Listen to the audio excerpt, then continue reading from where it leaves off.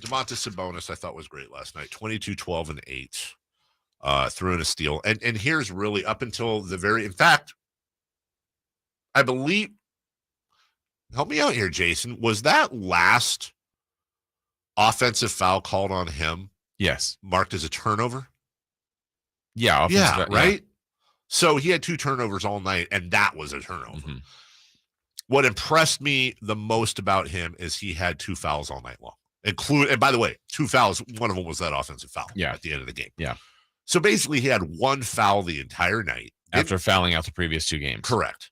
And after averaging 4.7 all year long.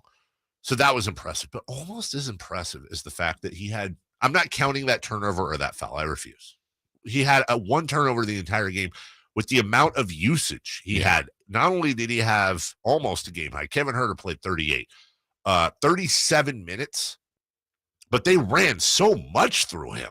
The fact that he only had 1 turnover, that's pretty impressive. And not only do they run stuff through him, I'm trying to figure out how much I like this Sabonis rebound leading the break. Yeah. I don't think it's a mess by any means. I'm not going there. But I also think it's a lot of dribbling. Yes. Where I like the rebound, 3 quick dribbles to get out. Yes. And then maybe see what you got. But a lot of time, more times than not, I'd say he's made good decisions. Yes. But I think that's a little bit dangerous. This is not an indictment on Domantas Sabonis. I completely agree with you that he's been just fine leading the break. Yeah. And also, I think there's times where that opportunity presents itself. Yeah. But that should not be there. Find outlet. Find your guards. Yeah. Find your guards and let them. That's their job. Let them make the play. I don't have a problem with the offense running through Sabonis. I don't have a problem with him getting 14 assists in a night. But that should be from the top of the key. Yeah. The other observation during the game, I mean, this was, as far as NBA games go, more times than not, you get someone that's up 15, 18, 20 nowadays, and they get reeled back in. For nobody to have a double-digit lead. Largest lead was 7. Yeah. I did feel like, look, obviously they missed Jimmy Butler. The Kings missed De'Aaron Fox. There was about a 3-minute stretch in the fourth quarter after the Kings built that 7-point lead that I didn't think they had a lot of good possessions, a couple of hurried shots, turnovers. Then Miami's really executing where you just go, man, it would sure be nice to have De'Aaron Fox. Mm-hmm. Now, you don't, but that's where you go, okay, they moved the ball, shared it, found shots, but then it just a couple times it looked like they were a little bit uncomfortable offensively when they didn't need to be. Now they finished really strong. Davion had a couple of great takes. Sabonis gets fouled, makes those free throws. But then one last shot was made by Miami. I have a set of numbers for you because I found myself thinking about this last night. I'm going to give you player 1, player 2. Okay. I'm going to do player 1, player 2. Everybody else play at home. And we don't know who this is. Okay. I'll tell you this much. Player 1, player 2 are former, current, whatever. At some point in their career, Sacramento Kings. Okay. Player 1, 14.4 points per game. Player 2, 11.8 points per game. Player 1, 9.2 boards per game. Player 2, 8.2.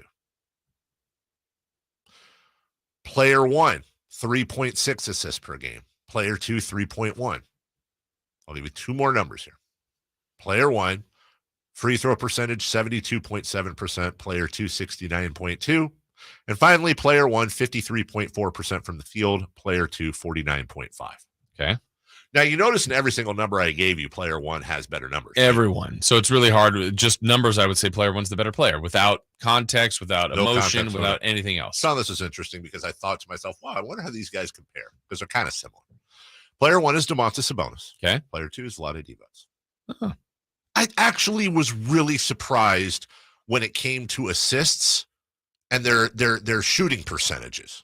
What are Sabonis' numbers this year right now currently? No. These are career numbers for both of them because both of them kind of had Sabonis in Oklahoma City, Vlade's first couple of years in the Lakers. I mean, I can pull some other years, but I really thought it was quite interesting that Sabonis was better than him in every category.